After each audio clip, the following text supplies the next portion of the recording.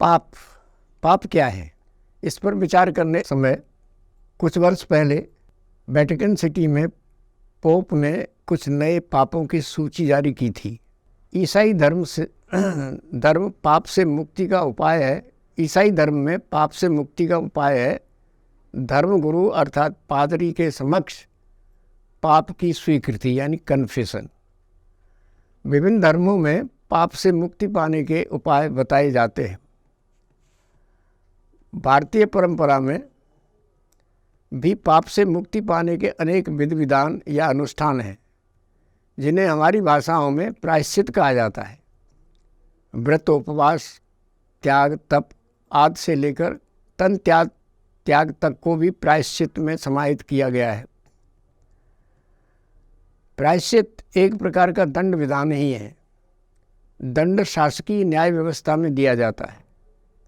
उस दशा में भी जब व्यक्ति अपना अपराध स्वीकार नहीं कर रहा हो, लेकिन न्याय व्यवस्था द्वारा वह अपराधी प्रमाणित होता है, तो उसे दंड का भागीदार होना पड़ता है। पाप व्यक्ति की नैतिक, धार्मिक तथा या सांस्कृतिक आस्था पर आधारित होता है। व्यक्ति के शैक्षणिक, सामाजिक परिवेश में धार्मिक, नैतिक शिक्षा से संबंधित धर्म ग्रंथ, कथा वार्ता, दृष्टांत, संतों, देवताओं, महापुरुषों के चरित्र आदि के पठन पाठन, अध्ययन मनन से व्यक्तित्व का सांस्कृतिकरण होता है और पाप पुण्य की अवधारणाएं विकसित होती हैं। इसलिए पाप कर्म की कोई सर्वजनीन या सर्वकालीन वस्तुनिष्ठ परिभाषा निश्चित नहीं की जा सकती। पाप कर्म व्यक्ति, समाज, देश, काल और स्थितियों के अनुसार सापेक्ष अवधारणा है।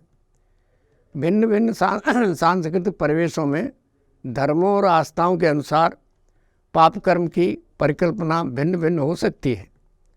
हमारी अपनी परंपराओं में पाप पुण्य की एक महत्वपूर्ण अवधारणा यह है कि परोपकार पुण्याय पापाय परपीड़नम, परहित सरिस धर्म नहीं भाई, पर पीड़ा सम नहीं अधमाई।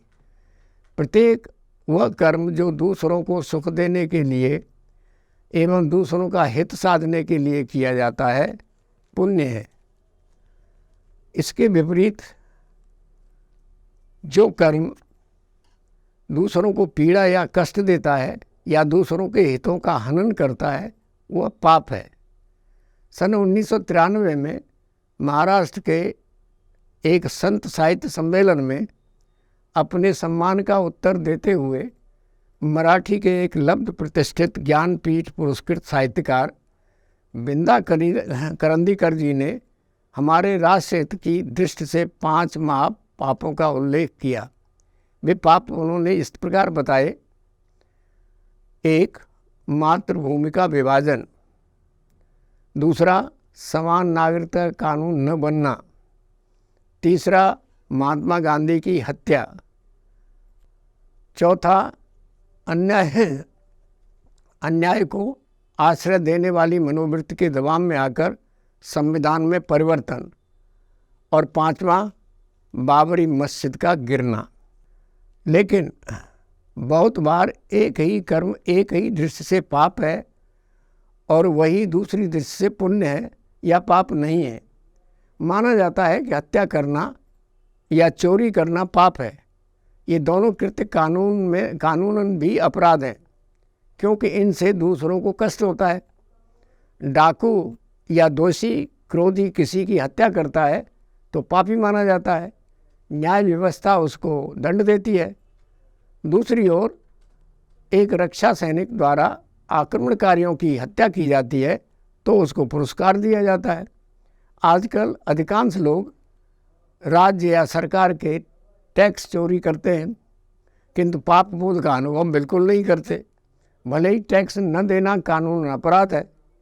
जब इस विषय में चर्चा चलती है तो लोग बड़े मज़े से यह तर्क देते हैं कि टैक्स न देने से किसी व्यक्ति को कोई हानि नहीं होती है और सरकार में बैठे अधिकांश लोग भी तो रिश्वत लेते हैं, इसलिए ऐसे चोरों को टैक्स न देना कोई पाप या अपराध नहीं है। वे यह नहीं समझ पाते कि टैक्स न देकर वे व्यापक रूप से सामूहिक समाज का, जिसमें वे स्वयं शामिल हैं, अहित करते हैं। आजकल सामूहिक हित या कल्याण की भावना का अत्यंत लोप हो चुका है।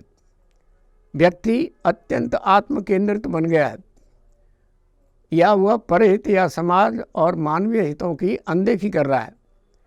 इसलिए समाज में आर्थिक संतुलन बिगड़ गया है, साथ ही मनुष्य और प्रकृति के बीच का संतुलन भी प्रभावित हुआ है। यही कारण है कि उपरोक्त पोप ने नए पापों की सूची में आवश्यकता से अधिक संपत्ति रखना और पर्यावरण को दूषित करना पाप माना है। महात्मा गांधी ने मानवीय सामाजिक जीवन के बिगड़ते समीकरण को ध्यान में रखकर बहुत पहले ही अपनी चिंता व्यक्त की थी।